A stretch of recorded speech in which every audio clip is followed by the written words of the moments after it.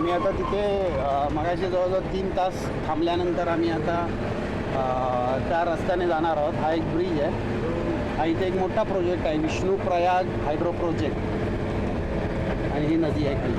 हा प्रोजेक्ट आहे. हा तो रस्त्यावरचा नदी. हा बहुतेक वॉटर प्रोजेक्ट म्हणजे डॅम वगैरे असेल, पाहू आता. आपण आता मगाशी जे वरून शूटिंग घेतलं आणि तिथे रस्ता खचलेला त्या भागामध्ये चाललेलो आहोत. वन वे ट्रॅफिक सुरू झालेली आहे आणि तो रस्ता येईल त्या रस्त्याच्या जवळच आम्ही जाणार आहोत. म्हणजे आज कळग्याने भरलेला आहे. पुढे गेल्यानंतर सगळं डिटेल कळेल.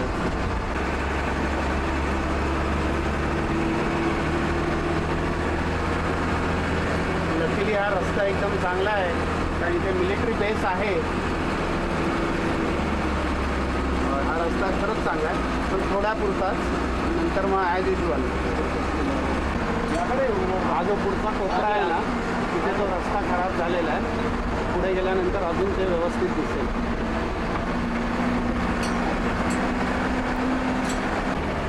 हा तो रस्ता आरामसे आहे. हा रस्ता क्लिअर गेला.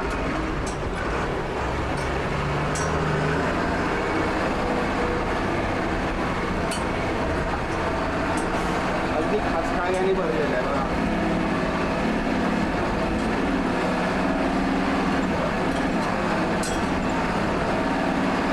हा रस्ता हा बघा, हा रस्ता इथे खचलेला आहे बघा. हा बघा रस्ता फक्त बघा बघा. ड्रायव्हर किती हुशार आहे.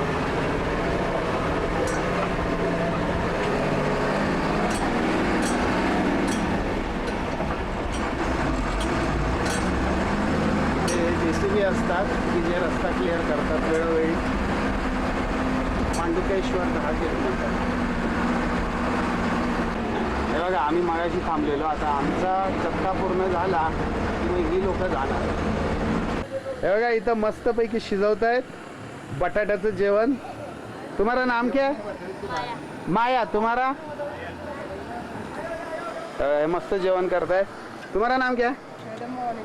तुम्हारा बच्चे का मुंह बताओ. बच्चे का मुंह हे नाकामध्ये आलं. हां हे इथं जेवण बनवत आहेत आणि हे सगळे आमचे गाडीवाले इथे. टाटा करा.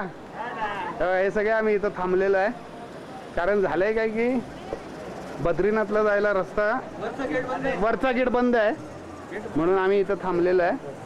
हां आणि हे बघा हे इथं डोंगर आहे असं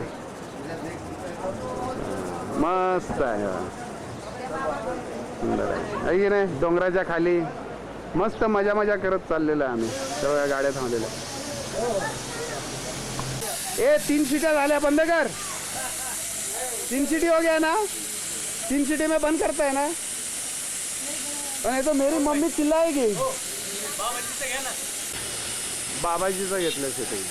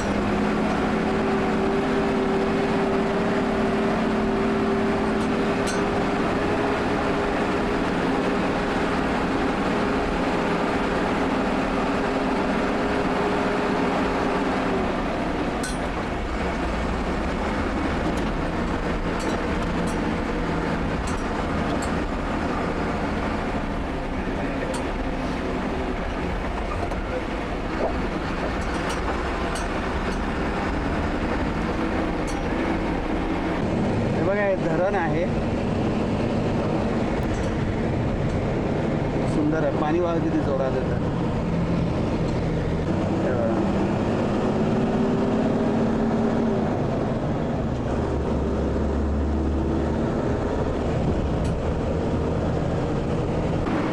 आम्ही बद्रीनाथच्या इथं आलेलो आहे, अगदी टॉप.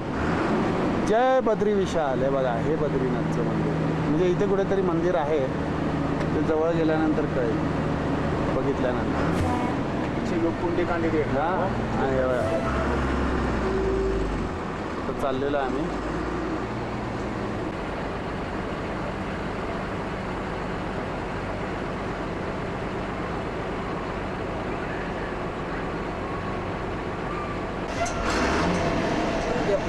आम्ही मंदिराच्या इथे आलेलो आहे.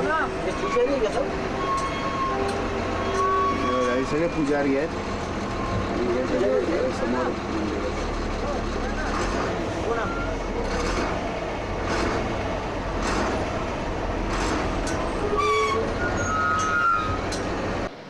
इथे आम्ही आलेलो आहे. महाराष्ट्र भवनमध्ये बाबुलकर शास्त्री उपाध्याय म्हणून इथे आहेत आणि इथे यांचं एक स्वरूपानंद महाराज आहेत, स्वरूपानंदजी महाराज, त्यांचा हा फोटो.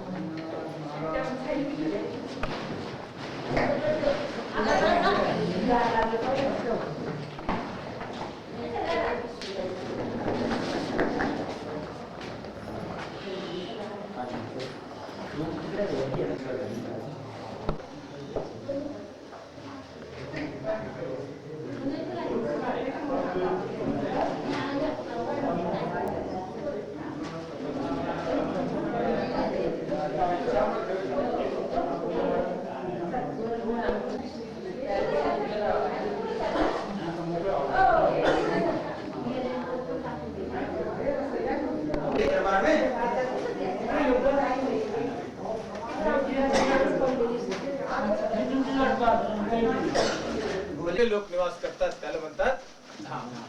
आपल्या भारतात आमचे हिंदू धर्माचे मुख्य 4 धाम, धर्माचे मोठे किल्ले 4 दिशा, पूर्व, पश्चिम, उत्तर आणि दक्षिण, आणि प्रत्येक दिशेत एक धाम आहे. तर 4 धाम कोण कोण आहे? जगन्नाथ, द्वारका, रामेश्वरम आणि बद्रीनाथ, हे 4 धाम. केदारनाथ 12 ज्योतिर्लिंग पैकी आणि 7 पुरी, सप्तपुरी, अयोध्या, मथुरा, माया, काशी, कांची, अवंतिका, द्वारावती, शक्तिधाम, मोक्षदायिका. सप्तपुरी, 12 ज्योतिर्लिंग आणि 4 धाम हे आपल्या हिंदू धर्माचे मुख्य तीर्थ असतात. पण ज्या ठिकाणी आज आपण आले, आपल्या आई वडिलांच्या आशीर्वादाने, देवाच्या अनंत कृपेने भूवैकुंठ बद्रीनाथ धाम हे सर्वश्रेष्ठ मोठा जगाच्या वैकुंठ धाम. त्याचे कारण काय? 6 महिने ते कोणी राहत नाही. दिवाळी झाली की सर्व लोक खाली जातात. पाखरू सुद्धा प्राणी माती हे राहू शकत नाही, इतकं भयंकर बर्फ पडतो. बर्फ होऊन जाते संपूर्ण बद्रीनारायणपुरी. तर 6 महिन्या क्षेत्रावर, या भूमीवर नरपूजन म्हणजे आम्ही तुम्ही मिळून देवाचे पूजन करतो. आणि 6 महिने नारदजी देवाचे पूजन करतात, म्हणून याला नारदी क्षेत्र पण म्हणतात. ज्यावेळी आम्ही खाली जातो तेव्हा श्रृंगार करून आत देवा लावून खाली जातो, आणि पुन्हा 6 महिने परत येतो. असं दिसतो की आजच श्रृंगार केला आणि आजच दिवा लावला. अखंड ज्योतीचे दर्शन होते. असे क्षेत्राचे वैशिष्ट्य. असं कोणी भारताच्या ऋषीमुनी संत नाही ज्यांचे पाय या भूमीवर लागले नाही. इथे आल्याशिवाय कोणाला प्रसिद्धी, पदवी, मुक्ती आणि मोक्ष मिळाला नाही. इथे आल्यानंतर त्यांना प्रसिद्धी मिळाली, पदवी मिळाली, मुक्ती आणि मोक्ष मिळाला, म्हणून याला मोक्षधाम, वैकुंठ धाम, बद्रीनाथ धाम म्हणतात. पांडव इथे आले, इथूनच स्वर्गाला गेले. नवनाथ आले, आद्यगुरु शंकराचार्य महाराज आले. नारायण म्हणजे भगवान विष्णू भगवान जगत कल्याणासाठी सतयुगामध्ये इथे आले. हे सतयुगाचे धाम आहे बद्रीनाथ धाम. पहिल्या जुन्या काळात लोक इथे पाय येत होते, मोटरची सोय नाही होती. भयंकर कठीण रस्ता होता बद्रीनाथचा. फार कमी लोक येत होते बद्रीनाथला. पण आता काय झाली? मोटरची सोय झाली. केव्हापासून? 62 पासून. 62ला काय झालं? चायनावर झाला. चीनने आक्रमण केलं भारतावर. त्यावेळी संरक्षण मंत्री होते यशवंतराव. त्यांच्या हस्ते रोडचे उद्घाटन झाला. इथून 60, 70, 80 किलोमीटरच्या अंतरावर या दिशेला चीनचे हात, चायना बॉर्डर तिबेट असून जवळ आहे. आपण पाहिलं असेल जोशीमठ गाव. जोशीमठला मोठं कॅम्प आहे मिलिटरीचे. तसं 3 किलोमीटर पुढे गेले तर माना कॅम्प आहे. तिथे पण आपल्या भारताचे मिलिटरी कॅम्प आहे, चेकपोस्ट आहे. त्याच्या कोणी जाऊ शकत नाही. तर आज आपण भारताच्या हिंदू धर्माच्या, सनातन धर्माच्या आखरी गाव, आखरी धाम, शेवटचे टोक हिमालय बद्रीनाथला आले. तर प्रश्न होतो मनात, जिज्ञासा भाव की आम्ही इतके लांब कसे करता आलो? कारण काय? त्याच्या कुठे राहिला महाराष्ट्र, कुठे राहिला बद्रीनाथ, आम्ही इतके लांब आलो, त्याचे कारण काय? कारण संबंध असतो. देव सर्वत्र सारखे असतात. देव आपले घरी कमी आहेत, बद्रीनाथला मोठे जास्त असं काय? ते सर्वत्र सारखे असतात. त्यांचे नामस्मरण करा. पिंडे, ब्रह्मांडे, घटाकाशे, देव सर्वत्र सारखे असतात. इतके लांब येण्याचे कारण काय की आम्ही तुम्ही सर्व कलियुगाचे प्राणी, घरी आमच्या तुमच्या सर्वांच्या माग एवढा मोठा प्रपंच आहे, व्याप आहे. घरी आमच्या जे हे ज्ञान असतो हे प्रपंचामुळे झाकलेला असतो. घरी मोठं देवळ बांधतो पण देवाला जायला मला प्रपंचामुळे सकाळपासून रात्रीपर्यंत आम्ही त्या प्रपंचात असतो आणि विसरून जातो घरी की आपल्या देव करायची. म्हणून आमचे जे मोठे मोठे ऋषीमुनी संत होऊन गेले, त्रिकालदर्शी महात्मा लोक, त्याने विचार केला हा जे कलियुगाचे प्राणी आहे केव्हा आपला देव धरून करणार, ते यांना काही दिवस या प्रपंचातून बाहेर काढा. ते याच्या करता त्याने काय केलं, आमचा फार मोठा उपकार, एक रस्ता मार्ग काढून की हा जवळचे ते लांब लांब बसून दिला आणि 4 धाम, 12 ज्योतिर्लिंग, सप्तपुरी याची रचना केली. आणि त्या निमित्ताने आज योग आला की आज आपण बद्रीनाथला आलो. तर बद्रीनाथ येऊन या पवित्र भूमीवर येऊन वैकुंठावर येऊन आज आपल्याला पुष्कळ फायदे झाले. ते घरी होत नाही प्रपंचामुळे, म्हणून तुम्ही इतके लांब बद्रीनाथला आले. तर पहिला फायदा काय झाला बद्रीनाथ येऊन आज की आज राग, द्वेष, ईर्ष्या त्याच्यापासून आज आपण काही दिवस तुमच्या घरी तुमच्या प्रपंच तिथे जर काही नफा तोटा चालला असत इथून दिसतो का तुम्हाला? घरी काही चाललेल्या प्रपंच इथून काही दिसत नाही, मन तो जातो पण पदार्थ दिसत नाही, दृष्टी आळ आहे. म्हणून त्या प्रपंचातून होणारा जे दुःख, राग, द्वेष आहे त्याच्यापासून आज आपण काही दिवस पहिला फायदा. दुसरा फायदा काय होतो बद्रीनाथ लिहून की आज आपली कायिक तपस्या पूर्ण झाली, कायिक, वाचिक आणि मानसिक. शास्त्र, शास्त्र म्हणजे प्रमाण, शास्त्र मार्ग दाखवतो, शास्त्र आधार असतो, कोणतं कर्म केला पाहिजे, कोणतं नाही केला पाहिजे. प्रमाण काय आहे? शास्त्र. शास्त्र असं आहे ज्या देवाने, ज्या प्रभूने मला हा शरीर दिलेलं आहे त्याला थोडी परत दिला पाहिजे, असं शास्त्रीय विधान आहे. जसे सावकाराकडे पैसे उसने आम्ही घेतो, त्यांच्या जर आम्ही पैसे परत नाही गेले तर पैशाचे व्याज देऊन टाकतो. तसं आमचे जे मोठा सावकार आहे देव, ज्यांनी आम्हाला हा शरीर पुंजी दिलेली आहे, त्याला त्यांची पूर्ण शरीर देवाला अर्पण नाही केला तर शरीराचे थोडे अंश अर्पण करा. तर कसं करायचं शरीर अर्पण? आम्ही ती कलियुगाचे प्राणी, पण त्याच्या करता आमच्या ऋषीमुनी संत लोकांनी हे नियम लावले होते की काय केला पाहिजे कलियुगामध्ये? व्रत, एकादशी, उपवास ठेवा. त्या दिवशी तुमची काया, तुमच्या शरीर थोडा कमी झाला पाहिजे आणि देवाला तुमची काया थोडी अर्पण झाली पाहिजे. पण आज स्थिती कशी उलट आहे. आम्ही तुम्ही सर्व कलियुगाचे प्राणी, कोणी कधी एकादशी उपवास ठेवत नाही. एकादशी जर आली तेवढा फराळ पाहिजे. द्वादशी केव्हा येईल? आजपासून तयारी असते. त्या दिवशी आमच्या सारख्या कलियुगाच्या प्राणीच्या शरीर काही तर काही कमी होत नाही, अजून. पण आज तुमची खरी एकादशी झाली, खरं उपवास झाला. त्याचे कारण आहे प्रवास. घर सोडल्यावर आपल्याला घर सारख्या वातावरण प्रवासात कुठेच भेटणार नाही, त्याची कामना सुद्धा करायची.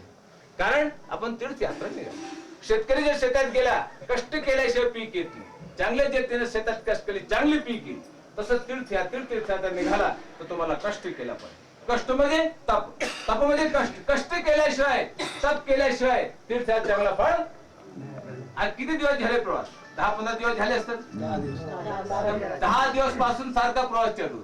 आज केदारनाथ आहे, उद्या बद्रीनाथ आहे, परवा ऋषिकेश, कुठे उष्णता आहे, कुठे थंडी आहे. प्रत्येक जागेच्या हवामानमध्ये तर जशी प्रकृती, जशी काया, जशा शरीर 10-15 दिवस अगोदर आपला घरी होता तसं आज राहिलं नाही. सर्वांची थोडी थोडी काया कमी झालेली. तुम्हाला माहिती नाही पण अर्धा पाऊण वजन कमी झालं असेल. जितकी काया तुमच्या जे प्रवासामुळे, हवामानमुळे कमी झाली ते देवाला अर्पण. ज्याच्या करता आम्ही घरी एकादशी उपवास ठेवतो त्याने ते काही काय कमी होत नाही. पण योग आला की आम्ही बद्रीनाथला आलो तर प्रवासामुळे, हवामानमुळे जे काया कमी होऊन गेली देवाला अर्पण होऊन गेली. तर कायिक तपस्या पूर्ण झाली, काया थोडी कमी झाली. 2 फायदे झाले इतके लांब. तिसरा फायदा काय होतो की आम्ही कलियुगाचे प्राणी आणि प्रपंचात आमची वाणी, वाचा अपवित्र होऊन जाते. पण आज बद्रीनाथ येऊन पवित्र होऊन गेली. 10 दिवस प्रवास, इथे काही काम नाही, धंदा नाही, प्रपंच नाही, काय एकच काम आहे, देवाचं नामस्मरण आणि देवाच्या दर्शन. दुसरं काही काम नाही. तर नामस्मरण करून कोण आज आपण सुखरूप बद्रीनाथला आले. मनुष्य ज्ञानाने करतो नामस्मरण. ज्ञानाने कसं करतो? समोर पांडुरंगाची मूर्ती दिसली की बोला पांडुरंग महाराज की जय. केदारनाथला गेले, केदारनाथ महाराज की जय. बद्रीनाथला आलो, बद्रीनाथ भगवान की जय. असं मनुष्य प्रवृत्ती आहे.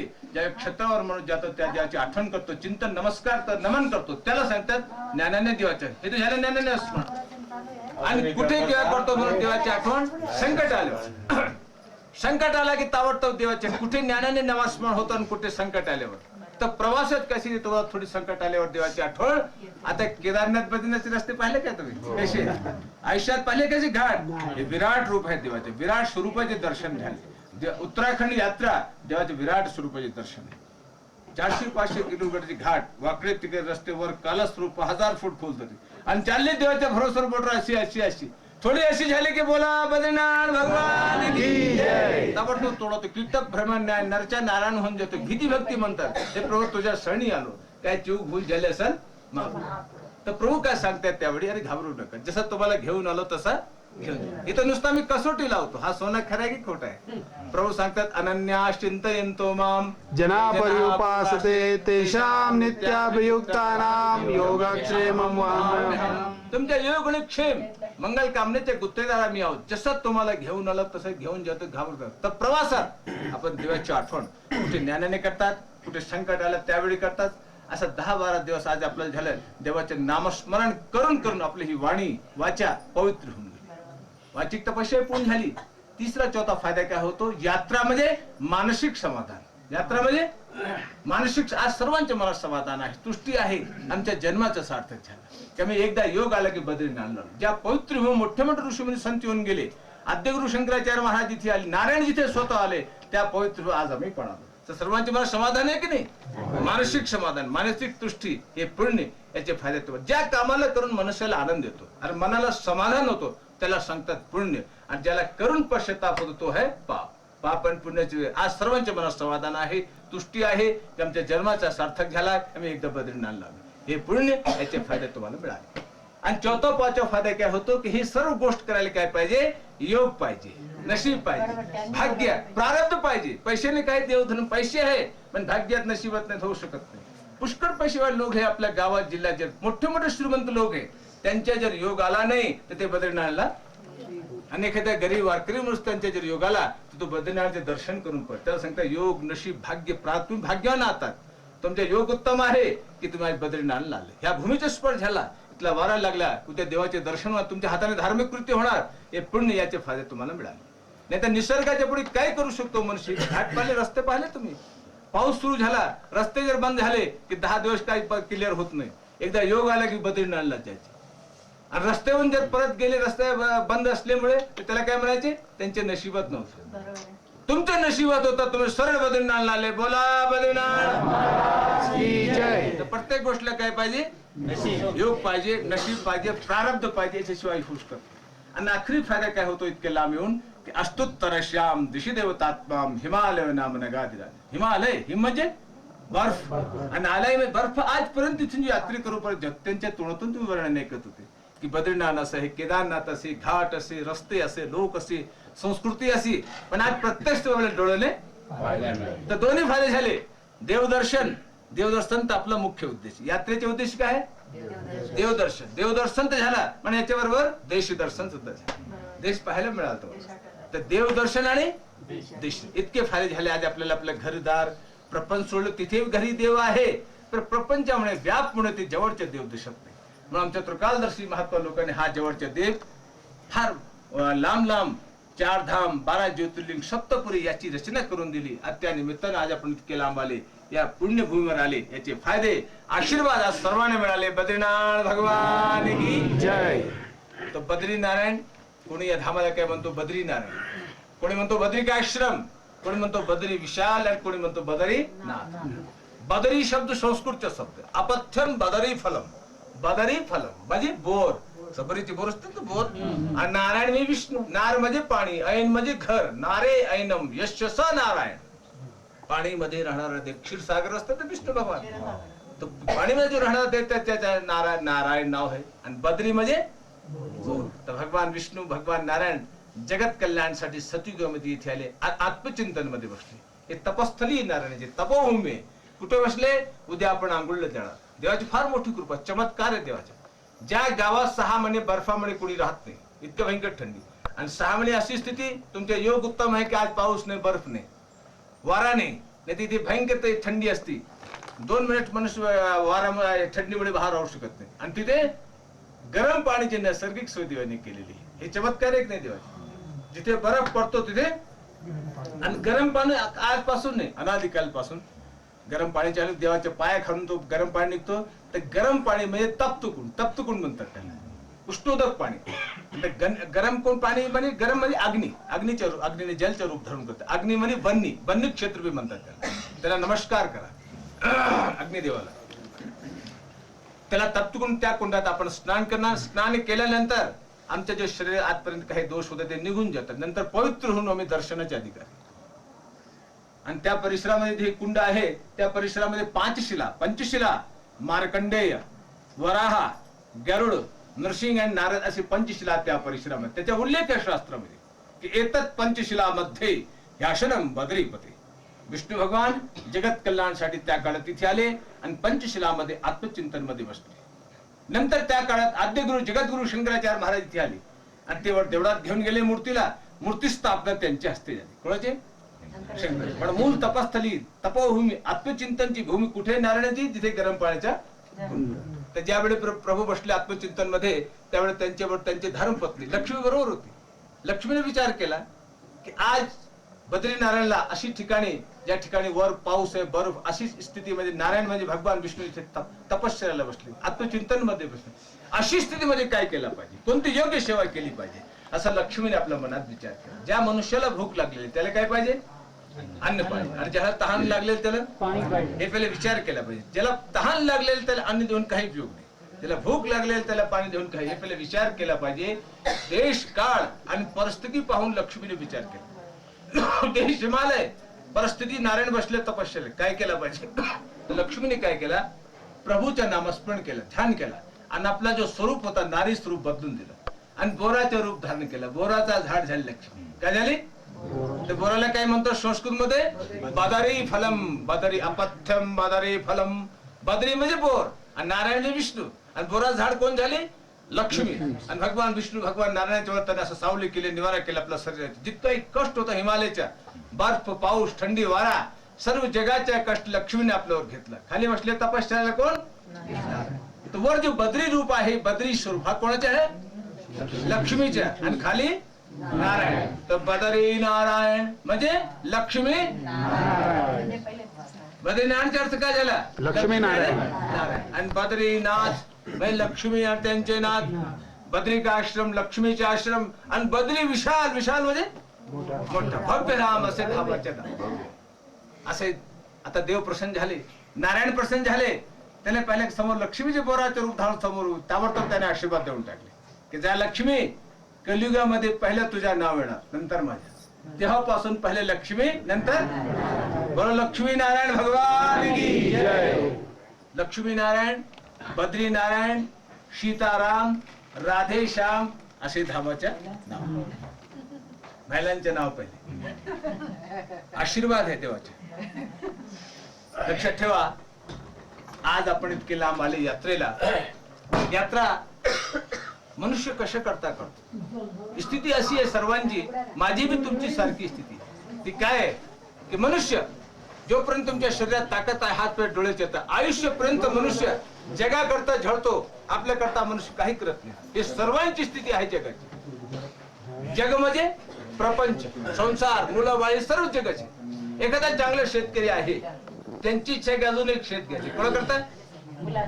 बाडी चांगली, बिल्डिंग चांगली, दुकान आहे, अजून एक बांधायची. कोणा करता? आणि आमचे जे जग आहे स्वार्थमय जग आहे. जोपर्यंत शरीरात ताकद, हात पाय डोळे येतात सर्व सांगतात. आमचे काका, आमचे वडील, आमचे भाऊ, आमची आई.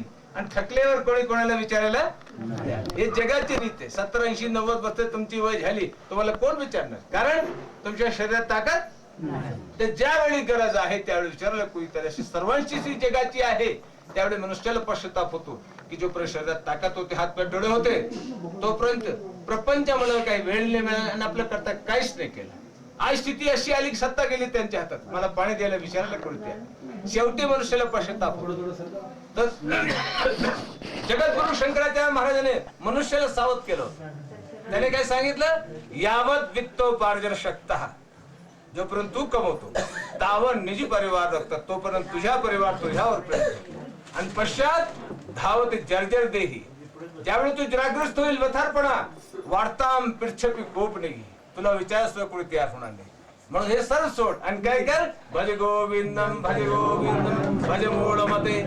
मूळमते देवाच्या नामस्मरण कर, चिंतन कर. प्रपंच इथे चालतो, तुझ्या बरोबर काय जाणार? नामस्मरण. तर शेवटी मनुष्याला पण आता काय करणार? शेवटी मनुष्य त्याच्यात बी काही भाग्यवान लोक असतात. प्रारब्ध आपला आपला असतो, योग आपला आपला असतो. काही तर सबले प्रपंच आयने उद्या सोडाचे हात कटू शक्य आहे. जो जन्माला राहतो प्रपंच सोडून बाहेर येतात आणि काही दिवस मनात संकल्प करतात की आजपर्यंत मी जगा करता हे सर्व केलं, पण आज योग आला की आज आम्ही आपला उद्धार, कुणाच्या उद्धार करता आपल्या हाताने आपल्या डोळ्याच्या समोर हे सर्व करून टाकणे. काय करणार? त्याला तीर्थयात्रेला, तीर्थयात्रा करणार, व्रत करणार, दान करणार, धर्म करणार, सत्कर्म करणार, आणि याच्या करता तुम्ही इतके लांब. आणि जो जसं करतो ह्या जगात त्याचे फळ त्याला निश्चित, पण केल्याशिवाय मिळत नाही. पेरणी केल्याशिवाय पीक. ते पेरणी करायला आले तुम्ही बद्रीनाथ, धर्माची, सत्कर्माची आणि पुण्यकर्माची. आणि ह्या पेरणीच्या, या यात्रेच्या, सत्कर्माच्या फळ तुम्हाला घरी जाऊन निश्चित मिळणार. पुन्हा शास्त्रकारांनी काय सांगितले की मनुष्य तुझ्या हातात काय आहे, आमच्या तुमच्या हातात काय आहे? कर्म. कर्म आमच्या हातात आहे, फळ कोणाच्या हातात आहे? हा कर्म आहे मनुष्याच्या. यात्रा म्हणजे कर्म, देवदर्शन मनुष्याचे कर्म, देवाची पूजा कर्म, पिंडदान हे सर्व कर्म आहे. त्याने स्पष्ट करून सांगितलं की तू आपलं कर्म कर, ड्युटी. फळ माझ्या हातात आहे, पण कर्म जर नाही केले तर फळाची आशा. कर्मण्येवाधिकार असते मा फलेषु. तर प्रत्येकाने आपलं आपलं कर्म केला पाहिजे, ड्युटी केली पाहिजे, फळ ईश्वराच्या हातात. पण लक्षात ठेवा, आज तुम्ही इतके लांब बसले, सुखरूप आले बद्रीनाथ. हे सर्व गोष्ट काय पाहिजे? पितृकृपा पाहिजे, आई वडिलांचे आशीर्वाद पाहिजे. आज तुमचे घरी पितृ प्रसन्न झाले, आई वडील प्रसन्न झाले, देव प्रसन्न झाले, म्हणून तुम्ही बद्रीनाथला आले. जोपर्यंत पितृ प्रसन्न होत नाही यात्रेला मनुष्य येऊ शकत नाही. त्या पितृकृपा फार मोठी असते, आई वडिलांचे आशीर्वाद फार मोठा असतो. त्यांना तुम्हाला आशीर्वाद देऊन बद्रीनाथला पाठवून दिले की जा बद्रीनाथ यात्रा करून द्या, तुझा उद्धार होईल, माझा उद्धार होईल आणि कुळाचा उद्धार होईल. आई वडिलांना विसरू नका. आपल्या आई वडिलांचे ध्यान करून त्यांना नमस्कार करा. पहिले प्रत्येकाने आपल्या आई वडिलांचे ध्यान करून, गुरुचे ध्यान करून नमस्कार करा. आमच्या धर्मामध्ये उल्लेख आहे मातृदेव पितृदेव भव. त्यांच्या कृपेने तुम्ही बद्रीनाथला आले, त्यांना विसरू नका. मनुष्य जगात एकटा आहे, तो एकटा जातो, बरोबर काही जात नाही. स्टेट नाही, बंगला नाही, गाडी नाही, घोडा नाही, काय बरोबर काय जातो. मराठीत एक म्हण आहे, मरावे ती कीर्ती रूपी यशन कीर्ती. काय केलं तुम्ही? धर्म केवढा केला, सत्कर्म केवढा केला, हे तुमच्या बरोबर जाणार. तर जोपर्यंत शरीरात ताकद आहे तोपर्यंत सत्कर्म पुण्यकर्म करता. आणि इथेच करा असं काही नाही, घरी जाऊन सुद्धा पुण्यकर्म करा, हेच तुमच्या बरोबर जाणार. आणि याच्याकरता 3 महत्वपूर्ण गोष्ट लक्षात ठेवा: स्थान, काळ आणि वेळ. स्थानाचे महत्व असतं. कोणत्या स्थानावर, कोणत्या क्षेत्रावर गेल्यावर कोणतं कर्म केला पाहिजे त्याला म्हणतात स्थान महत्व. काळ म्हणजे एक शुभ तिथी कोणती, आणि वेळ साधली पाहिजे. वेळेची किंमत आहे, वेळेवर झाला पाहिजे. आजचे काम उद्यावर टाळू नका. जसं नळाचं पाणी चाललेलं आहे आणि काय तर आळशीबाई म्हणते थोडी वेळाने जेव्हा कपडे धुवा, आणि पाणी बंद झाल्यावर गेली काय गेली वेळ. तर स्थान, काळ आणि हे 3 महत्वपूर्ण गोष्ट लक्षात ठेवा. लक्ष्मी चंचल आहे, लक्ष्मी कोणाजवळ टिकत नाही. त्याचे नाव आहे चंचला. येते सर्वांजवळ पण टिकत, स्थिर राहत नाही. एक मार्गाने येते आणि 2 मार्गाने. तर ज्यावेळी आली चांगल्या मार्गाने त्याचा सदुपयोग कर, वेळेवर त्याचा सदुपयोग करू. चक्रार्थ फिरत राहते. बसा, तुम्ही पण बसा. हाताने हे नियम. तर बद्रीनाथला आज आपण आले. इथे आल्यानंतर मनुष्य एकदा येऊन आपला उद्धार, कुळाचे, आजपर्यंत जगा करता वेळ नाही मिळाला प्रपंच, पण आज योग आला की आज आपला उद्धार, कुळाचे उद्धार करता. 3 महत्वपूर्ण धार्मिक कर्म असतो बद्रीनाथला. प्रथम कर्म काय आहे? क्षमा याचना. हे नारायण, हे प्रभू, आज योग आला, श्रद्धेने, भावनाने मी माझा अहंकार, रोग, राग बोले बाजूला सोडलं. मी असं केलं, करता करता तू, आम्ही तुम्ही माध्यम आहोत. तुझी कृपाने आलं, सुखरूप पोहोचलो बद्रीनाथला, तुझ्या दारी आलो. आम्ही मनुष्य आहात, कलियुगाचे प्राणी, आणि अज्ञानपणे मध्ये माझ्या असेल काय तू भूल झाली असेल, माफ कर. आणि आमच्या आयुष्यातील पुढच्या जे शेष भाग झालेला आहे त्याचा रस्ता, मार्ग साफ करा. त्याच्याकरता श्रद्धेने मी तुझ्या वंदन करतो. तुझी पूजा कशी करायची, तुझ्या आव्हान कसं करायचे, तुझा मंत्र काय मला काही माहिती नाही. आवाहनम न जानामि, न जानामि विसर्जनम, पूजांचैव न जानामि, क्षम्यताम परमेश्वरः, मंत्रहीनम क्रियाहीनम भक्तिहीनम सुरेश्वर यत् पूजितम मया देव परिपूर्ण. हे प्रभो, तुझ्या मंत्र काय, तंत्र काय, तुझे आव्हान कसे करायचे मला काही माहिती. श्रद्धेने मी तुझ्या भावनेने तुझ्या वंदन करतो. तर पहिलं त्याच्या वंदन करायचे, देवाचे वंदन करायचे. प्रधान देवता कोण येते? नारायण. नारायण म्हणजे भगवान विष्णू. विष्णूचे वंदन करायचे, भगवान विष्णू श्रद्धेने त्याच्या पूजन करायचे. दुसरं त्याला त्या कार्यक्रमाला म्हणता येते तीर्थबंधन, तीर्थपूजन, पहिला कार्यक्रम. दुसरे बद्रीनारायण आले सपत्नीक, तर महालक्ष्मीच्या श्रद्धेने भावने स्मरण करून त्याचे पूजन, त्या कार्यक्रमाला म्हणते ते सौभाग्य पूजन. पहिला कार्यक्रम तीर्थपूजा, भगवान विष्णूचे पूजन. दुसरा कार्यक्रम सौभाग्य पूजा, महालक्ष्मीचे पूजन. आणि तिसरा जे कर्म आहे, जे वारलेले लोक आहे, पित्र, ज्यांना अपेक्षा तुमच्या हाताची, म्हणून ते गेला असेल बद्रीनारायणला. मातृवंशे मृताये च पितृवंशे तथैव च गुरु श्वशुर बंधू नाम एचान्य बांधव स्मृता.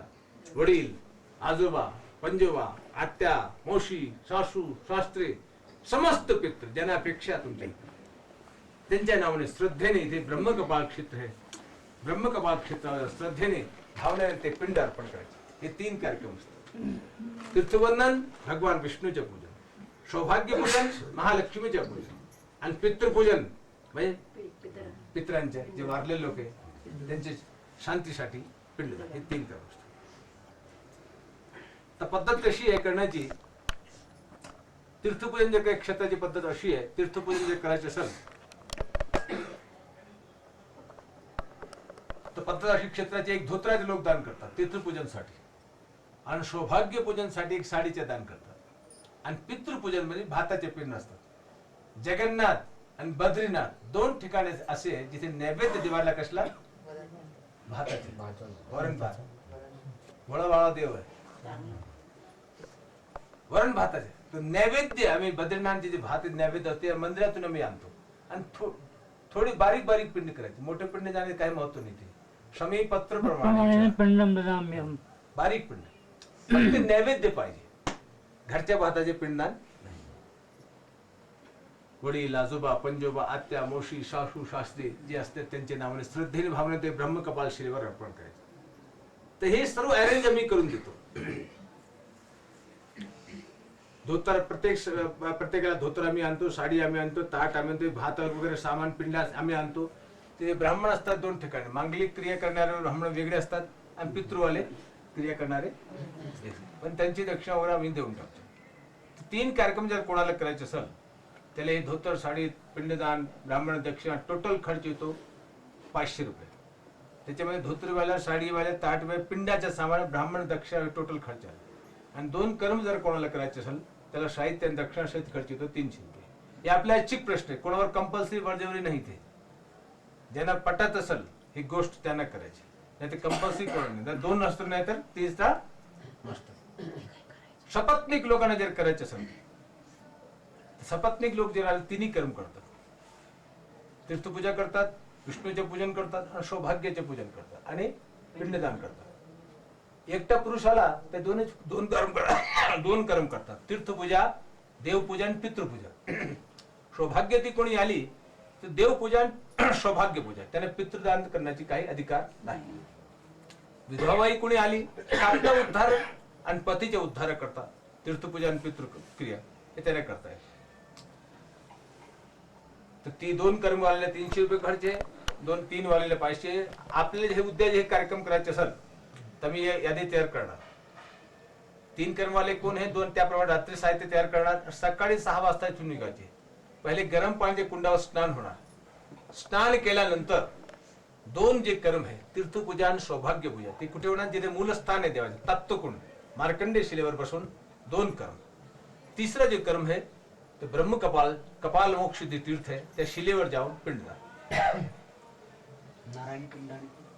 नारद कुंड, नारद आहे, नारद ते खाली गंगेत आहे. ते आता पूर आला त्याच्यामुळे बंद झालं. आणि दर्शनाची पद्धत कशी आहे बद्रीनारायणला? इथे लांबून दर्शन आहे, स्पर्श नाही. जसं आपण केदारनाथला जाऊन आले, केदारनाथला पद्धत कशी आहे, जवळून स्पर्श दर्शन, पण इथे नाही. कारण काय आहे, ब्रह्मचारी पुजारी असतात. शंकराचार्याचे वंशज नंबूद्रीपाद ब्राह्मण, रावलजी म्हणतात त्यांना. तर रावलजी सकाळी, दुपारी, संध्याकाळी स्पर्श करतात देवाला. दुसरं कोणी देवाला हात लावू शकत नाही. आम्ही सुद्धा पुजारी होऊन पण देवाला स्पर्श करत नाही. 10 फूट ग्रस्त पुजारी अधिकार नाही. 10 फूट लांबून दर्शन, देवाचे श्रद्धेने भावने अर्पण करायची, भावना व्यक्त करायची, प्रसाद अर्पण करायची, प्रदक्षिणा करायची, नमस्कार करून खाली घाटावर. 2 कार्यक्रम तप्तकुंडाजवळ, तिसरा कार्यक्रम ब्रह्मशिल्यावर. ज्याने हे करायचे असेल पिंडदान पुरुषांना उद्या त्याने क्षौर कर्म नाही करायची, ते क्षौर नाही, ते अन्य तीर्थावर काय तर क्षौर केल्याशिवाय पिंडदान नाही, पण बद्रीनाथला ते क्रिया नाही. ते जे असेल ना दर्भ लावत असेल ना, हा क्षौर कर्म नाही. दुसरा आचार नाही. आचार म्हणजे ओले कपडे धोतर नेसून बसायचं काय नाही, सर्व कपडे अंगात घाला आणि पूजेला बसा, जसा देश तसा देश. तिसरा उपवास निषेध, तीर्थोपवास म्हणतात ना, अन्य तीर्थावर ते केल्याशिवाय संध्याकाळी जे जेवत असतील पिंडदान करा, संध्याकाळी जेवण, त्याला तीर्थोपवास म्हणतात. पण इथे तिन्ही गोष्टी निश्चित करून दिले शास्त्रकारांनी सांगितले. त्याचे कारण काय की तू हिमालयात चालली, बद्रीनाथला, तर हिमालयात काय केला पाहिजे, विचार, हे विचार होऊन घे. आचार कुठे केला पाहिजे, उष्ण प्रदेशात, हिमालयात विचार. नारायण इथे चिंतन मध्ये बसतो म्हणून विचार केला पाहिजे, आचार पूर्ण. कारण का हिमालय आहे, विज्ञानमयी आहे, धर्मही विज्ञान. तुम्ही भावनेमध्ये गेले, क्षौर केले आणि भावनेमध्ये ओरले कपड्याने जर तुम्ही पिंडदानला बसले, एक तर तुमच्या शरीरात वायू प्रवेश होणार, वरून पाऊस चालू, बर्फ चालू आहे, तर तुमचेच पिंड होऊन जातील. धर्म म्हणजे कॅपॅसिटी, क्षमता, किती धारण करतात त्याला म्हणतात ना, धर्म नाही तर अधर्म होऊन जात. पहिले शरीर सांभाळा, नंतर शरीरच नाही राहिलं तर कुठला धर्म. शरीर माध्यम खरं धर्म साधनम. दुसरा त्याने स्पष्ट केला, किती अलकनंदा नदी आहे, नदीचे नाव काय, प्रत्येक तीर्थावर लोक नदीवर स्नान करतात की नाही. पण इथे शास्त्रकारांनी काय सांगितलंय, तिथे काय करा, इक्षा अलकनंदा आहे, इक्षण करा, न तो स्नान आहे. इक्षण म्हणजे दर्शन करा. हरिद्वारला गंगे स्नान करून जो तुम्हाला फळ मिळणार, इथे दर्शन मात्र. कारण काय, तुम्ही जर भावनेमध्ये बर्फात गार पाणी आंघोळीतले गेले आणि भावनेमध्ये गेले की आम्ही आंघोळ करून येतो, तर संध्याकाळी 104 येईल की नाही, मग तो बी कॅन्सल. तिसरी गोष्ट उपवास निश्चित करू. उपवास म्हणजे तीर्थोपवास. एक तिथे प्राणवायू नाही, प्राणवायू झाड नसल्यामुळे प्राणवायू नाही. एक तर प्राणवायू नाही आणि पोटात बी काही नाही, तर काय होईल, म्हणून ते बी कॅन्सल. थोडक्यात सांगायचे, खालचा जो नियम आहे, खालच्या क्षेत्राचे नियम आहे ते चालले, खालच्या कोर्टाचे नियम चालले. बद्रीनाथ धर्माचा सुप्रीम कोर्ट आहे. बोला बद्रीनाथ. तर कोणतं बी कर्म करा, श्रद्धेने, भावनेने आणि पटात असलेलं तर करा. लक्षात ठेवा, आमच्या आलं का लक्षात, तरच करायचे, नंतर त्याचं फळ निश्चित मिळणार तुम्हाला. तुम्ही आपल्या कर्म करा. ब्राह्मणाजवळ एकच आहे, त्याने जर तुम्हाला आशीर्वाद दिला, स्वस्त्रेंद्रोर्धस्त्रवाः स्वस्तिरमुखा विष्णुवेदाः स्वस्तिरस्तारक्षोरष्टदेवी स्वस्तिनो बृहस्पतिर्दधातु. ओम शांति शांति शांति. स्वस्तिस्ते कुशलमस्तु चिरायरस्तु गोवाझस्तु धनधान्य समृद्धिरस्तु ऐश्वर्यमस्तु बलमस्त्रिपक्षस्तु आयुष्मान भव दीर्घाय भव. सर्वे भवन्तु सुखिनः सर्वे सन्तु निरामयाः सर्वे भद्राणि पश्यन्तु मा कश्चित् दुःखभाग् भवेत्. ओम शांति शांति शांति. बद्री विशाल भगवान की जय. हे चिमला हरी रे, हे चिमला हरी रे, हे चिमला हरी रे, हे चिमला हरी रे.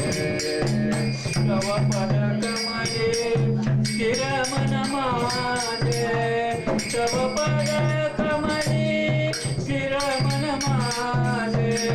इंद्रा कर मोरे दे, हे चिमला हरी रे, हे चिमला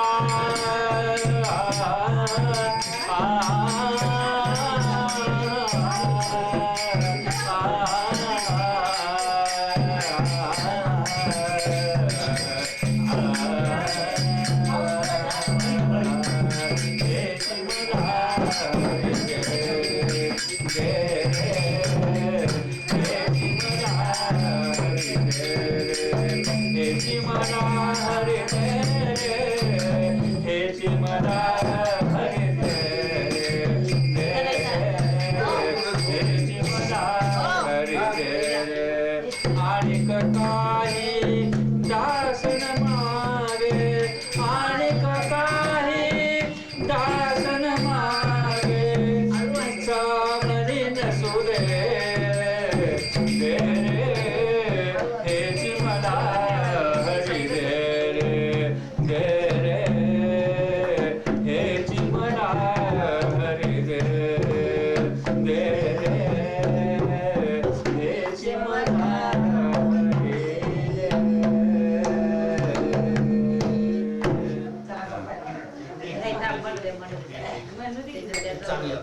चांगलं आता म्हणतो. सर्वात चांगलं फेमस एखादं फेमस हे म्हणतो ना पावले चालते पंढरीची हा? एखादं पंढरीचं तेच पांडुरंगाचं म्हणतोय वगैरे. ना. तेच म्हणतो ना पावले चालते एकदम चांगलं असं म्हणजे जोश यायला पाहिजे जोश बारूड नाही काय एखादं जोश म्हणजे काही गाणं ते पण चांगलं आहे पंढरीचे तुकारामाचं एखादं प्रसिद्ध सांगा ना कुठलं तरी म्हणतो ना तुकारामाचं कुठलं सांगा लवकर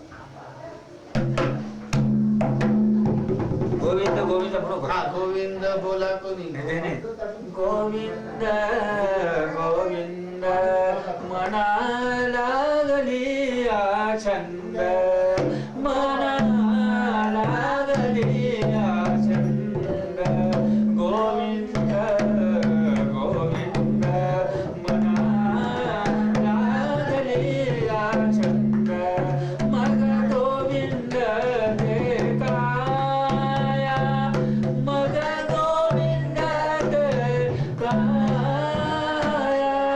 वेद नाही देवा गया गोविंद गोविंद मना लागले छंद आनंदले मन आनंदले मन प्रेमे पासरती लोचन तुका म्हणे आणि जिरवे नुरे जिरवे गळे गोविंद गोविंद गोविंद गोविंद गोविंद गोविंद मना लागले छंद मना लागले छंद गोविंद गोविंद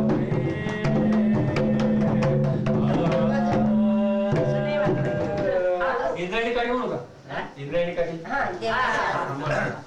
अगदी हळू अरे वा, तेच गाणं. समजलं हा, पाहिजे इंद्रायणी काठी. हा, बरं. हे जहाज पण वाजवायला घ्या ना, जहाजचं पण घ्या ना. म्हणजे काय तालावर येत नाही मला. ठीक आहे उलटा तुमचाच आवाज काय म्हणताय समजा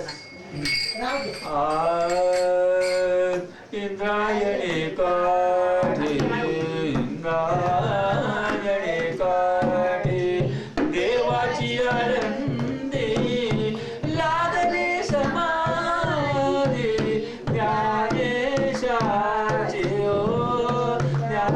ज्ञानेशाची इंद्रायणी काठी इंद्रायणी काठी देवाची आनंदी लागली समाधी ज्ञानेशाची ओ ज्ञानेशाची ज्ञानी अंतराज भोगतो राणी व ज्ञानी अंतराज राजा ज्ञानी अंतराज भोगतो राणी व नाचती वैष्णव मागे पुढे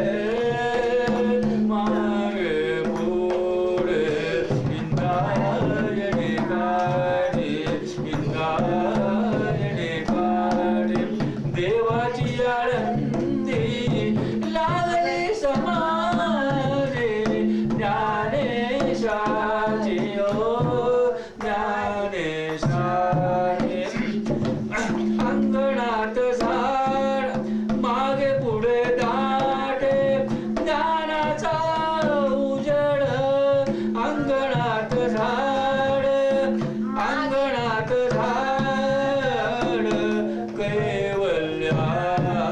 कैवल्याचे कैवल्याचे उजडी राहिले उजड होऊन निवृत्ती सोपान मुक्ता पाये इंद्रायणी काठी इंद्रायणी काठी देवाची आनंदी लागली समाधी ज्ञानेशाची ओ ज्ञानेशाची इंद्रायणी काठी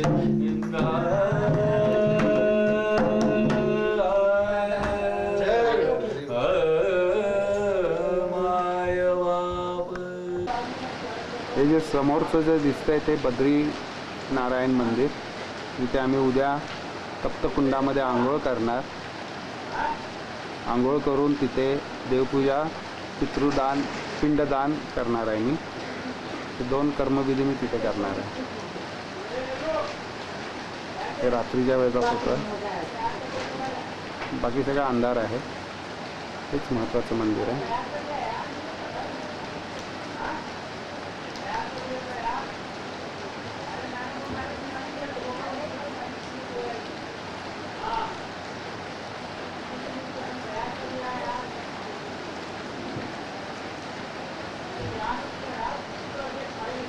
तिथे लक्ष्मी आणि विष्णू हे दोघेही तिथे असतात. सकाळचे बरोबर 6 वाजलेले आहेत. सूर्याची किरणं त्या बर्फावर पडलेली आहेत. बघा किती सुंदर आहे.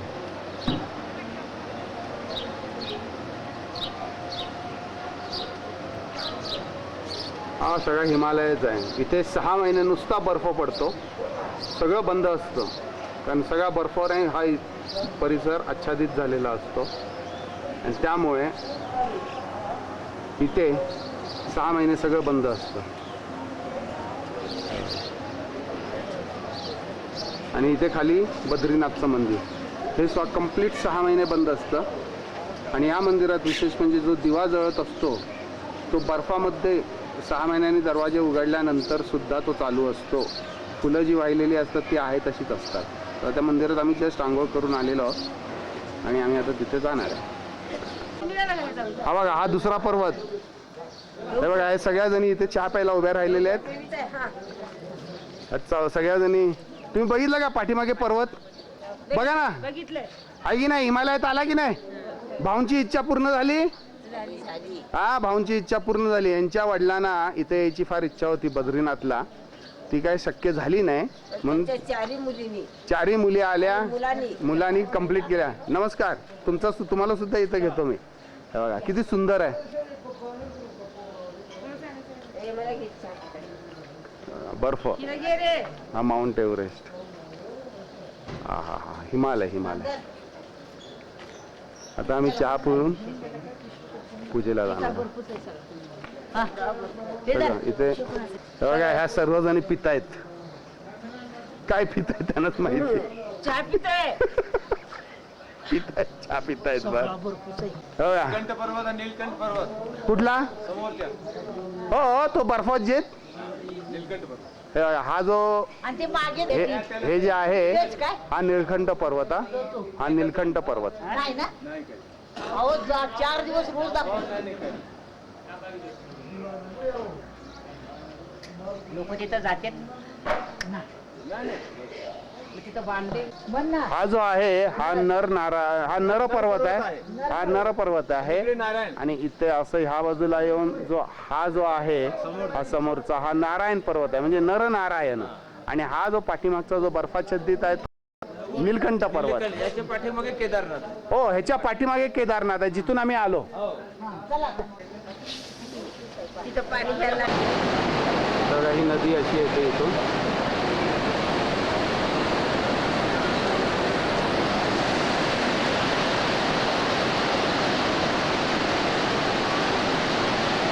आणि हा इकडचा परिसर. हे जे समोर आहे ते बद्रीनाथ.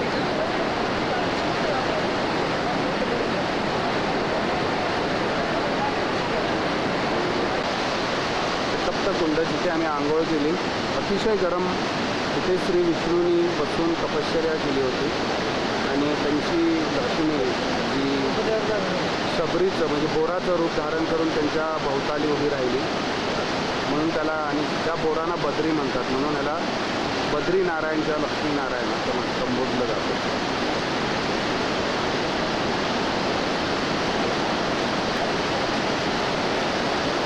चौघी जणी तिथे आहेत.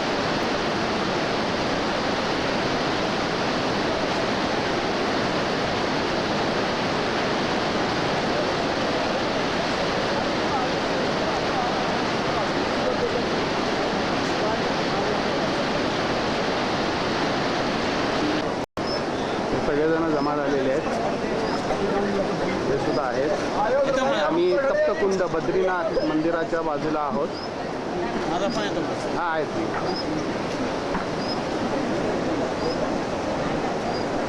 त्यांच्या डोक्याला लागलेला आहे यमुनोत्रीला आहे बघा, दगड पडलेला.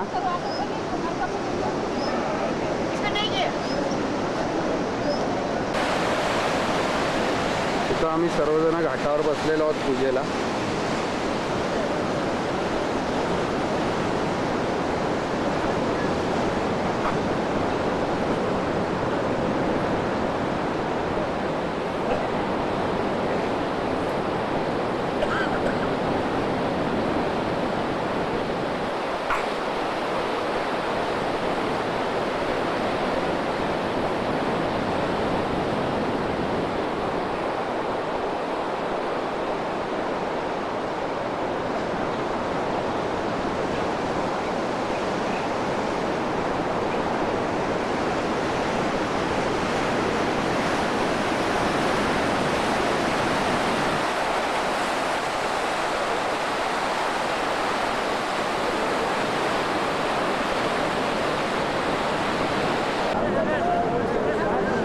आम्ही नदीवर बसू हा जो विधी पार केलेला आहे त्या विधी प्रित्यर्थ हा फोटोग्राफ घेत आहे. आणि हा विधी आता जवळजवळ संपलेला असून पुढच्या विधीसाठी आम्ही आता प्रयाण करणार आहोत. आणि तो विधी आता आमचा यथासांग पार पडो हीच परमेश्वर.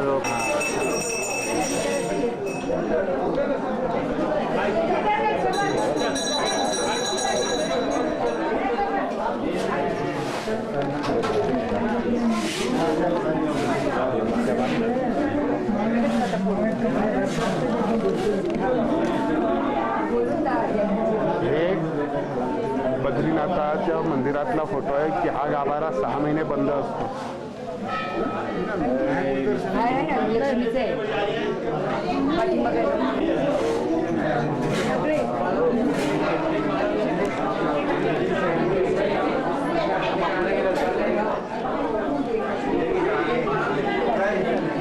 मंदिर परिसर आहे. आई वगैरे आलेत, बद्रीनाथाच्या मंदिरात आलेत. मचवे साहेब आहेत.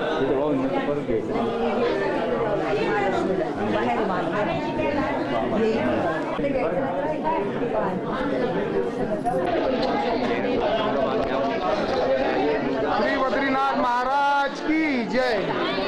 श्री बद्रीनाथ महाराज की जय. हा मंदिर परिसर आहे.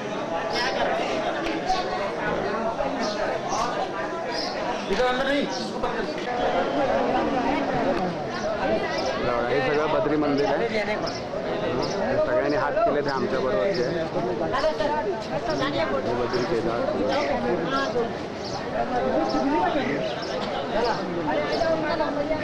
आई मावशी सगळे आतमध्ये आहेत. सगळा परिसर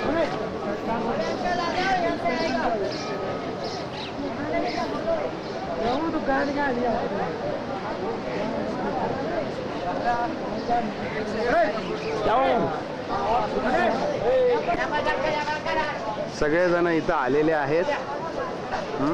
हे बद्रीनाथाचं मंदिर आहे. हे 4थं धाम आमचं झालं. अगदी व्यवस्थित निर्विघ्नपणे 4ही धाम पार पडले. बद्रीनाथांची कृपा, केदारनाथांची कृपा, यमुनोत्री गंगोत्रीची कृपा, हे 4घही जण हे आमच्या बरोबर आहेत. जय बद्रीनाथ की जय बद्रीनारायण की जय बद्रीनाथ की जय बद्रीनारायण की.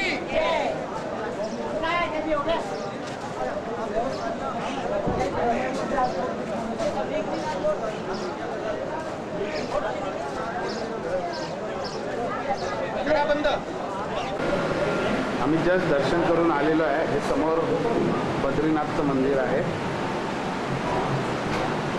जस्ट दर्शन करून आम्ही आलेलो आहे. ते मारवाडी रेस्टॉरंट आहे. काय म्हटलं मसाला डोसा वगैरे खायचा. आपले छोले भटुरे घेतले. चांगले होते ना, चवीला चांगले होते. हे दोघं जण यू बोथ फ्रॉम स्पेन. हा ओके. हे दोघं जण स्पेनवरनं आलेले आहे.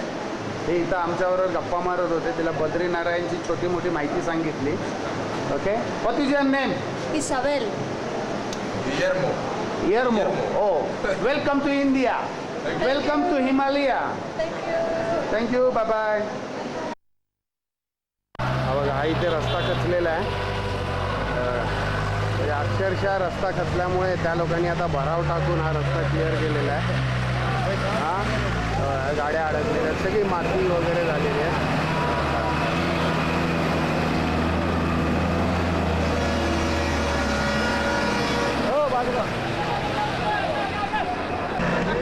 बघा, ही गाडी फसली इथे.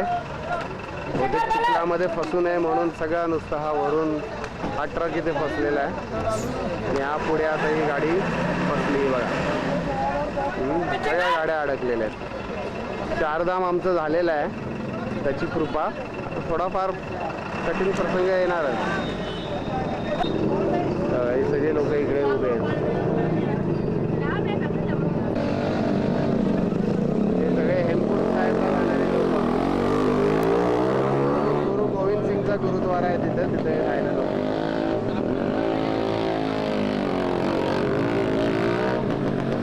हा आमचा मॅनेजर, हा समोर जो उभा आहे ना तो चौधरी, आमचा मॅनेजर.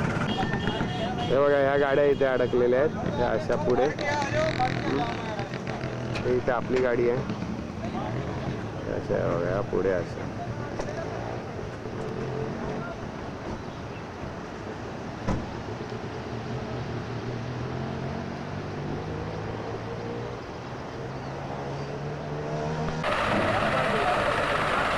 या ट्रकला काढायला पाठीमागचा ट्रक त्याला जोरात धक्का मारतोय. हा बघा.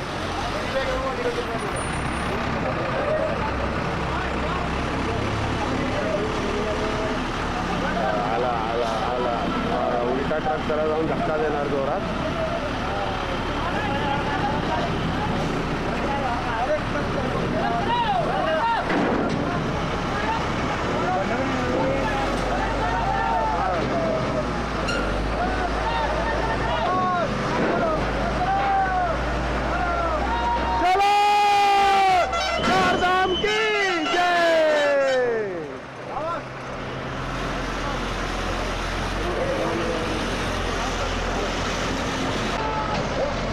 अजून तिला पुढे ढकलतोय हा ट्रक.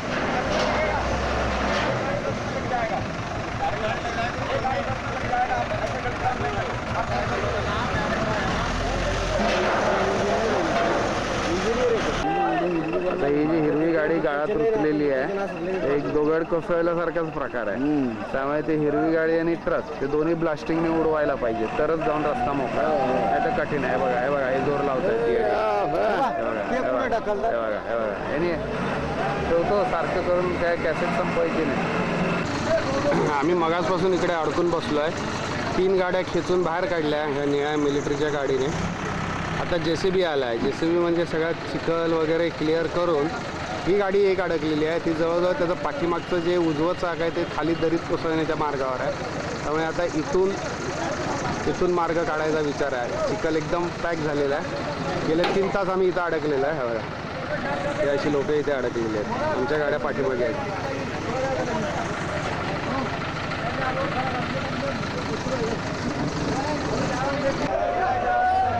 शेवटी या निळ्या ट्रकने लोक चढून हे बघा खेचून काढली त्या गाडीला बाहेर. हे बघा,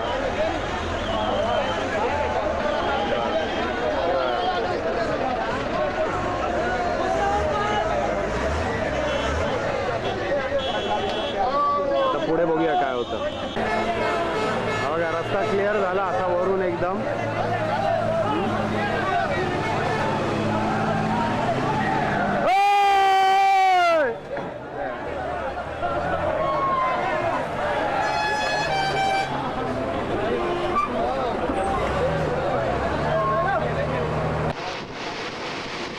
आम्ही आता ऋषिकेश